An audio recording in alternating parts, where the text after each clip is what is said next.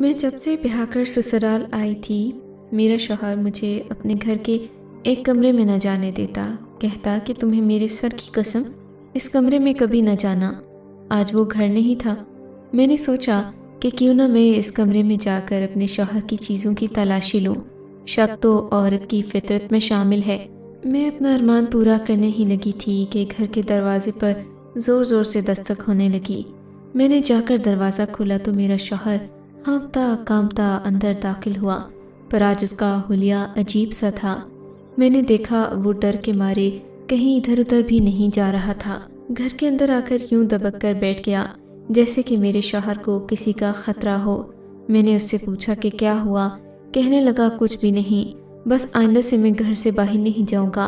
मैं हैरान थी कि ऐसी क्या बात हो गई कि अचानक घर से 12-12 घंटे बाहर रहने वाला मेरा शौहर आज घर के अंदर आते ही औरतों की तरह छुप कर बैठ रहा है. मैंने उससे बहुत पूछा लेकिन उसने जवाब नहीं दिया. फिर मैं वापस उसके कमरे में जाने लगी. बोला कहाँ जा रही हो. मैंने कहा आज मैंने तुम्हारा वो कमरा खोल लिया है, अब बस बहुत हो गया. मुझ में मज़ीद सब्र नहीं कि मैं उसे ऐसे ही देखती रहूं. तुम मुझे बता क्यों नहीं देते कि उस कमरे में क्या है. मियाँ बीवी तो एक दूसरे का लिबास होते हैं. तुम कैसे इंसान हो जो अपनी बीवी से भी राज रखते हो. ये सुनकर मेरा शौहर रोने लगा. बोला कि चलो आज मैं उस कमरे में चलकर खुद तुम्हें अपनी हकीकत बताता हूँ और कहानी भी सुनाता हूँ. मैंने उसका हाथ थाम लिया. मैं खुश हुई कि आखिर वो मुझे कोई बहुत अहम राज बताने वाला है, पर मैं क्या जानती थी कि ये राज सुनने के बाद मैं अपने शौहर के साथ रहना भी नहीं चाहूँगी. खैर मैं कमरे में जब दाखिल हुई, कमरे का बाकी सामान देखकर ही मैं आधी कहानी समझ गई थी, पर यह सिलसिला इतना मुख्तलिफ होगा सोचा नहीं था. मेरा शौहर एक संदूक पर बैठा बिखरी हुई चीज़ों को देखने लगा और फिर मेरे आगे हाथ जोड़कर बोला, खुदा के लिए तुम भी मुझे छोड़कर मत चली जाना. मैं तुम्हें जो बात बताऊंगा उसे गौर से सुनना. यूँ मैं उसकी कहानी सुनने लगी.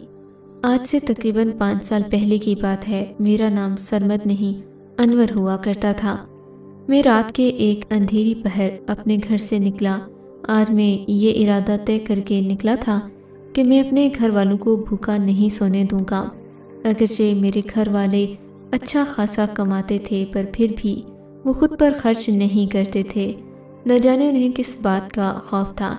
जल्द ही मैं उस घर पर पहुंच गया जहां आज मैंने डाका डालना था. मैंने ये बात किसी और को नहीं बताई थी, न ही मैं कोई ऐसा प्रोफेशनल चोर था. मैंने सोचा था कि बस डाका डालने के बाद मैं ये काम ख़त्म कर दूंगा और कोई और काम शुरू करूंगा.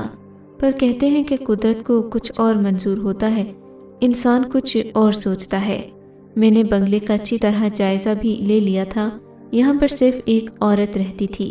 सच पूछो तो मेरी नीयत माल के साथ साथ उस औरत पर भी ख़राब थी. मैं डरते हुए आगे बढ़ रहा था. वो औरत अक्सर बालकनी से नीचे रेहड़ी वालों को रोक रोक कर उनसे सौदा लिया करती थी. तभी से मैं उसका शिदाई हो गया था. मेरे पास इतने पैसे तो थे नहीं कि मैं एक खूबसूरत लड़की से शादी करता. मैंने सोचा मैं अपने अरमान इसी से पूरे कर लूँगा. मैं उसके ख्यालों में डूबा. कब बंगले तक पहुँचा मुझे पता ही नहीं चला. खुशकिस्मती से आज तो बंगले का चौकीदार भी नज़र नहीं आ रहा था, यानी कि आज तो मौका गनीमत था. मैं बंगले की पिछली दीवार को फलांगने की नीयत से आगे बढ़ा. दीवार के उस हिस्से पर खारदार तारें भी कुछ खास नहीं थीं. शायद बच्चों ने खेल कर कर उन्हें ख़राब कर दिया था. मैंने जैसे ही वहाँ से अंदर छलांग लगाने की कोशिश की, मेरी नज़र सामने दरवाजे पर पड़ी जो कि खुला हुआ था और हल्की सी रोशनी बाहर आ रही थी. मैंने सोचा अंधेरे में जाने की बजाय अच्छा है कि मैं यहीं से अंदर जाऊं. पर मैं जैसे ही उस दरवाजे से अंदर दाखिल हुआ, मुझे एक औरत के हंसने की आवाज़ें आईं. मैं समझ गया कि ये वही महजबी है जिसने मुझे बेचैन कर रखा है. मैं दीवार के साथ लगता हुआ आहिस्ता आहिस्ता उसके कमरे की तरफ बढ़ा. उसके हंसने की आवाज़ें तेज़ होती जा रही थीं. फिर जैसे ही मैंने दरवाजे से अंदर झांका तो मैं अपने आप पर पछताने लगा कि ये मैंने क्या कर दिया. वो औरत तो उस वक्त अपने शौहर के साथ थी. उसका शौहर उसे हंसा रहा था और वो खूब कहकहे लगा रही थी. इन दोनों का चेहरा दरवाजे ही की तरफ था, बल्कि शायद वो उठकर दरवाज़ा बंद करने के लिए बिस्तर से ऊपर उठा था کہ اس کی نظر مجھ پر پڑ گئی۔ مجھے دیکھتے ہی اس کی آنکھوں میں خون اتر آیا۔ وہ آدمی آگے بڑھ کر مجھے گریبان سے پکڑنے ہی لگا تھا کہ میں وہاں سے بھاگ گیا۔ وہ فوراً باہر نکلا، تیزی سے بھاگتا ہوا میرے پیچھے آیا اور اس نے اپنے بنگلے کی ساری روشنیاں جلا دیں۔ تب تک میں دیوار پھلانگ چکا تھا، پر اس نے فوراً ہی اپنے چوکیداروں کو آواز لگا کر جگا دیا۔ بنگلے کی چاروں طرف سے چوکیدار میرے پیچھے بھاگنے لگے۔ آس پاس کی روشنی بھی جل اٹھی تھی۔ میرے بھاگنے کے کوئی چانسز نہیں تھے، لیکن میں پھر بھی بھاگنے میں کامیاب ہو گیا تھا۔ البتہ ایک چھریرے بدن والا چوکیدار میرے پیچھے دوسری چوکی تک آ گیا۔ یہاں پر بات ختم نہیں ہوئی تھی، وہاں سے اس نے ایک پولیس والے کو آواز دی۔ شاید یہ بڑے بنگلے کے چوکیداروں کو پولیس والے بھی جانتے ہوتے ہیں۔ اس نے بھی مجھے دیکھ لیا اور یہ دونوں میرے پیچھے بھاگے۔ بھاگتے ہوئے میرا سانس پھول رہا تھا۔ میں نے تو صبح سے روٹی بھی نہیں کھائی تھی، جانتا تھا کہ میں زیادہ دیر بھاگ نہیں سکوں گا، اس لیے کسی دروازے کو دیکھ رہا تھا، کوئی دروازہ کھلا ملے اور اس کے اندر گھس جاؤں۔ تبھی ایک گلی سے گزرتے ہوئے میری نظر خواتین کے بیوٹی پارلر پر پڑی۔ میں نے سوچا کہ یہاں تو کوئی نہیں جاتا ہوگا، مردوں کی کیا مجال کہ وہ خواتین کے بیوٹی پارلر میں جائیں، اور بیوٹی پارلر ہر وقت کھلا رہتا ہے۔ میں نے وہاں پر چھپنے کا ارادہ کر لیا، پر میں بڑی چالاکی سے پردے کے پیچھے چھپ کر بیٹھا رہا۔ تب تک وہ پولیس والا اور سپاہی آگے چلے گئے اور میں بیوٹی پارلر کے اندر سے نکلنے ہی لگا تھا کہ ایک عورت نے مجھے دیکھ لیا۔ بولی کہ میاں تم یہاں کیا کر رہے ہو؟ میں نے کہا باجی مجھے معاف کر دیں، میں یہاں پر صرف اپنے بال کٹوانے آیا ہوں۔ بولی کہ تجھے شرم نہیں آئی، تو عورتوں کے بیوٹی پارلر میں گھس آیا۔ میں نے کہا میں آپ کو 10,000 روپے دوں گا، بس صرف میرے بال کاٹ دیں، مجھے اصل میں عورتوں کی طرح بال بنوانے ہیں۔ یہ بات کہہ کر میں نے اسے منا تو لیا تھا، میں کیونکہ صرف وہاں پر کچھ وقت گزارنا چاہتا تھا، وجہ یہ تھی۔ اس نے میری طرف دیکھا، پھر اندر چلی گئی۔ تھوڑی دیر بعد باہر آئی اور کہنے لگی اندر آ جاؤ۔ شاید اس نے پارلر سے باقی لڑکیوں کو بھیج دیا تھا، ویسے بھی رات کا وقت تھا اور یہ پارلر بند ہونے لگا تھا۔ 2 ہٹی کٹی اور بھی عورتیں موجود تھیں، شاید اس کی حفاظت کے لیے۔ خیر اس نے مجھے کرسی پر بٹھایا، مجھ سے بولی کیسے بال کٹواؤ گے؟ میں نے کبھی مردوں کے بال نہیں کاٹے۔ وہ شادی شدہ عورت لگ رہی تھی، کہنے لگی کہ جلدی بتاؤ، اگر کسی نے دیکھ لیا کہ ہم نے یہاں پر ایک لڑکے کو بٹھا رکھا ہے تو قیامت آ جائے گی، ہم سے کوئی عورت بال نہیں کٹوائے گی۔ میں نے کہا آپ بس عورتوں کی طرح میرے بال بنا دیں۔ بولی کہ کیوں، تو نے عورت بننا ہے؟ بس یہ سنتے ہی میرے ذہن میں ایک عجیب سا خیال کوندا۔ میں نے کہا ہاں، آپ میرے بال عورتوں کی طرح کاٹ دیں۔ وہ ہنسنے لگی۔ اس نے میرے بال کاٹ دیے تھے، اب اس نے اچھی طرح شیمپو کر کے بالوں کو کنگھی بھی کر دی تھی۔ بولی کہ وہاں تم تو واقعی کسی عورت سے کم نہیں لگتے۔ میں نے کہا تم تو میرا اور بھی اگر میک اپ کر سکو تو کر دو، میں اور پیسے دوں گا۔ خیر اس نے میری اچھی طرح سے چہرے سے بال ہٹا کر لپسٹک وغیرہ لگا دی۔ اب تو میں مکمل طور پر عورت لگ رہا تھا۔ میں ویسے بھی دبلا پتلا تھا، میرا وزن زیادہ بڑھا ہوا نہیں تھا، میں عورتوں کی طرح ہی لگتا تھا، عمر بھی 20 سال تھی۔ اب ایسے نازک چہرے کے ساتھ مجھے کوئی بھی دیکھتا تو یہی سمجھتا کہ میں ایک عورت ہی ہوں۔ پھر وہ عورت مجھ سے کہنے لگی کہ اپنے بازو اور ٹانگوں سے بال بھی ہٹا لو، ایسا نہ ہو غلطی سے کسی کی نظر پڑ جائے تو وہ تمہیں مرد سمجھ لے۔ وہ ہنسنے لگی۔ میں نے موقع غنیمت جانا اور وہاں سے بہانہ کر کے باہر آ گیا۔ 10,000 روپے تو میرے پاس تھے نہیں، میں نے اسے کوئی پیسے وغیرہ نہیں دیے اور وہاں سے بھی بھاگ آیا تھا۔ لیکن ایک بات میرے ذہن میں چپک گئی تھی، وہ یہ کہ اب میں عورت بن کر رہوں گا اور عورت ہی کی طرح سے اپنے کام ڈھونڈنے کی کوشش کروں گا۔ ویسے بھی اب اگر مجھے اس مالک نے دیکھ لیا جو کہ اس شہر کے سب سے مشہور بنگلے کا مالک تھا تو اس نے مجھے جان سے مار دینا تھا۔ بعد میں پتہ کرنے پر مجھے یہ بھی پتہ چلا تھا کہ وہ تو ایک مشہور سیاستدان کا گھر تھا جہاں پر میں نے اس کی بیوی کی عزت لوٹنے کی کوشش کی تھی۔ اب اسے بات اگر مال کی ہوتی تو شاید بھول بھی جاتی، پر میں اس کی بیوی پر بری نیت ڈالے ہوئے تھا۔ اس نے یقیناً اس بات کا اندازہ تو لگا ہی لیا ہوگا کہ میں سیدھا اس کی بیوی کے کمرے میں کیوں آیا ہوں، اور اب وہ مجھے بری طرح ڈھونڈ رہا ہوگا۔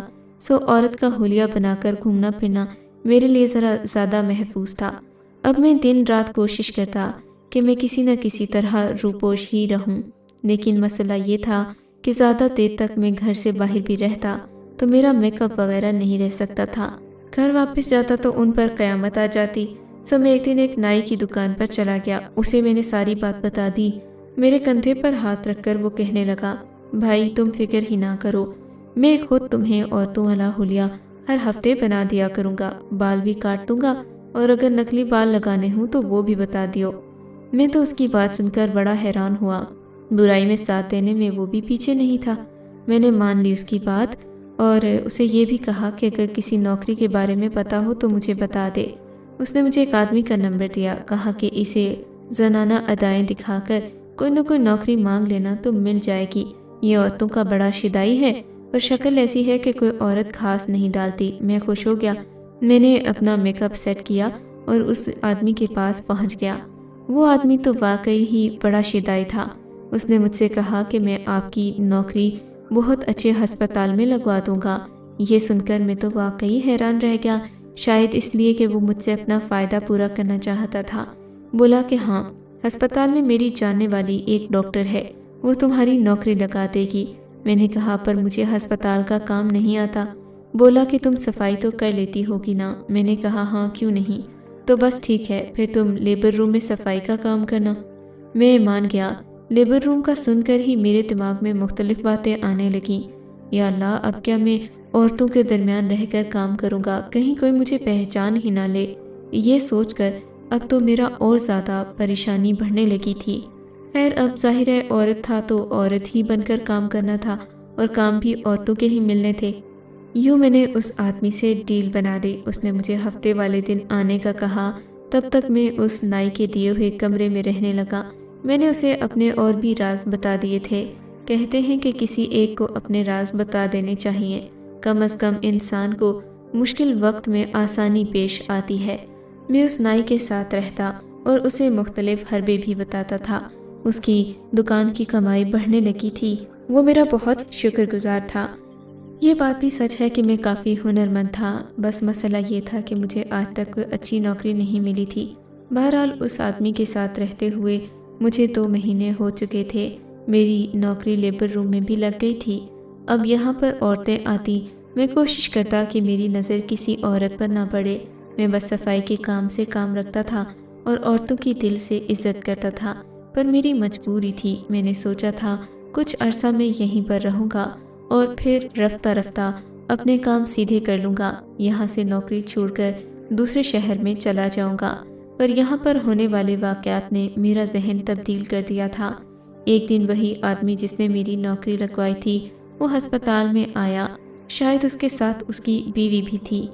اسے اندر بھیج کر وہ مجھ سے کہنے لگا، تم باہر آ جاؤ، بیٹھ کر میرے ساتھ باتیں کرو۔ میں حیران رہ گیا کہ ایک شخص اپنی بیوی کے ہوتے ہوئے بھی مجھ سے بات چیت کرنے میں دلچسپی رکھتا ہے۔ میں بھی باہر آ گیا۔ ہسپتال کے بینچ پر بیٹھ کر میں نے اسے خوب گپیں ہانکی۔ وہ مجھ سے مختلف باتیں پوچھتا رہا۔ میں بھی عورتوں کے معاملات کا ماہر تھا۔ میں اس کی انا کو اور اس کی ہوس کو تسکین دیتا رہا۔ مجھ سے کہنے لگا، میں نے تمہاری نوکری لگوا کر بہت اچھا کیا۔ یہاں تو میری بیوی کا اکثر چکر لگتا رہتا ہے، کیوں نہ ہم دوستی کر لیں؟ تم میرا نمبر لے لو، ہم باہر ملیں گے۔ میں ملنے کے خیال سے کترا رہا تھا، جانتا تھا کہ مل کر وہ آدمی میری حقیقت سمجھ جائے گا، اور اگر اسے میری اصلیت پتہ چل گئی تو وہ تو مجھے یہاں پر ایک لمحہ بھی برداشت نہیں کرے گا، کیونکہ اس کی بیوی بھی اسی ہسپتال میں آتی تھی، اور اس کے ذہن میں یہ بات تو لازمی آئے گی کہ یہ شخص میری بیوی کو بھی دیکھتا ہوگا، حالانکہ ایسی کوئی بات نہیں تھی۔ میں نے کہا ٹھیک ہے، تم مجھے اپنا نمبر دے دو، ہم باہر ملیں گے۔ میں نے اس شخص سے نمبر تو لے لیا تھا، پر اب میرا دل بری طرح کانپ رہا تھا۔ میں جانتا تھا کہ جلد یا بدیر میں پکڑا جاؤں گا، اور اس کے بعد میرا کیا ہوگا یہ تو اللہ ہی جانے۔ خیر سے میں نے سوچ لیا تھا کہ میں کسی اور لڑکی کو یہ بات بتا کر اسے ملنے کے لیے بھیج دوں گا، اسے کچھ پیسے دے دوں گا، پر ایسا نہیں ہو سکا۔ میں نے جب 2-3 لڑکیوں سے یہ بات کی تو وہ مجھے عجیب سی نظروں سے دیکھنے لگی تھیں۔ میں سمجھ گیا کہ یہاں میری تال نہیں گلنے والی۔ پھر ایک دن وہ ہوا جس نے مجھے اس حال میں پہنچا دیا۔ یہ کہہ کر میرا شوہر بری طرح رونے لگا۔ میں اب تک اس کی باتیں سن کر حیران ہو چکی تھی۔ مجھے سمجھ نہیں آ رہا تھا اس شخص کے ساتھ کیا کیا جائے، اسے سزا دی جائے یا پھر نفرت کی جائے۔ اتنا گھٹیا اور غلیظ کام میرا شوہر کرتا اور مجھے یہ کہتا تھا کہ میں अस्पताल में नौकरी करता हूँ। मैं अब डॉक्टर बनने वाला हूँ। मैं हैरान थी कि डॉक्टर तो ऐसे नहीं होते, वो तो दिन रात पढ़ते हैं। मैं खुद अनपढ़ थी। मुझे ये नहीं मालूम था कि मेरा शौहर इतना घिनौना काम कर रहा है। खैर, उसने आगे कहानी सुनाते हुए मुझे बताया, एक दिन लेबर रूम में एक औरत आई जिसे बहुत ज़्यादा दर्द हो रहा था। बाकी सब औरतें जो कि वहाँ काम कर रही थीं, अपने अपने काम छोड़कर उसे तसल्ली देने लगीं। वो बहुत ज़्यादा चीख रही थी। मैं ज़्यादातर औरतों के करीब नहीं जाता था। मेरी कोशिश होती कि मैं औरतों को देखने से गुरेज करूं, तभी सब औरतों के उसके करीब जमा होने के बावजूद भी मैं दूर ही खड़ा रहा। मैं अपने सफाई के काम में मसरूफ़ था। तभी मुझे नर्स ने कहा कि जाओ, बाहर से जाकर फलां दवा ले आओ। मैंने कहा ठीक है। मैं उससे पैसे और पर्ची लेकर फ़ौरन बाहर भागा। औरत की हालत वाकई बहुत ख़राब थी। जैसे ही मैं उसके लिए दवा लेकर लेबर रूम में दाखिल हुआ तो नर्स ने मुझसे वो दवा ले ली और बोली कि तुम बाहर जाकर बैठो, यहाँ पर पहले ही बहुत लड़कियाँ हैं, तुम्हारी अब ज़रूरत नहीं है। और हाँ, बाहर से देख लेना, अगर किसी को भी कोई इमरजेंसी हो तो आकर हमें बताना। मैं 2 वार्ड्स के दरमियान मौजूद जगह में बैठ गया था। मैं देख रहा था, इधर उधर कोई इमरजेंसी होगी तो डॉक्टर को बता दूंगा। पर उसी दौरान एक वाक़या हुआ जिसने मेरे पांव तले से ज़मीन खींच ली थी। मैंने देखा उस औरत का शौहर भी राहदारी में चक्कर लगा रहा था। वो कभी इधर जाता कभी उधर जाता। तभी उसकी नज़र मुझ पर पड़ी। वो मुझे देखने लगा। मेरे चेहरे का रंग भी उसे देखकर फक हो गया था। वो कोई और नहीं था बल्कि वही नाई था जिसके पास मैं अक्सर जाता और उससे बात करता। मैं कभी कभार उसके पास रहने भी चला जाता था। मुझे नौकरी भी उसी ने दिलवाई थी। मुझे वो यहाँ देखकर बहुत ज़्यादा हैरान था। पूछने लगा कि भाई तुम यहाँ कैसे? मैंने मुंह पर उंगली रखकर उसे चुप रहने का इशारा किया। तभी नर्स वहाँ से बाहर निकली। उसने मुझे कहा कि अंदर आ जाओ। ये सुनकर नाई ने एक बार फिर मुझे गौर से देखा, जैसे वो समझने की कोशिश कर रहा हो कि यहाँ क्या हो रहा है। नर्स से पूछने लगा कि ये कौन है, तुम इसे अंदर क्यों बुला रही हो? नर्स भी ज़ाहिर है मेरी हकीकत से वाकिफ़ तो नहीं थी। बोली कि ये तो हमारे यहाँ काम करने वाली लड़की है, सफाई करती है लेबर रूम में। ये सुनकर वो मुझे अंदर बुलाने लगी तो उस आदमी ने मुझे गिरेबान से पकड़ लिया और नर्स से बोला, तुम नहीं जानती कि ये कौन है? ये एक बदनीयत और बदकार शख्स है। नर्स मुझे देखकर हैरान होने लगी। सारा अमला उस औरत के दर्द को भूलकर मेरे पास आकर खड़ा हो गया। सबके सामने मेरी बेइज्जती हुई। नाई ने सबको चीख चीख कर मेरी सारी हकीकत बता दी। कहने लगा कि ये मेरे पास रहता है, ये कोई शरीफ इंसान नहीं बल्कि पहले भी एक चोर है। तुम लोगों ने बहुत बड़ी गलती की जो इस शख्स को अपने यहाँ रखा। कम से कम एक बार तस्दीक तो कर लेते कि ये असल औरत भी है कि नहीं। इसका तो मैंने खुद मेकअप किया था, बाल भी मैंने काटे थे, पर मुझे क्या पता था कि ये बदबख्त आकर लेबर रूम में नौकरी करेगा। ये सुनकर मेरे पसीने छूट गए थे। वहाँ की सब औरतें मिलकर मुझे मारने लगीं।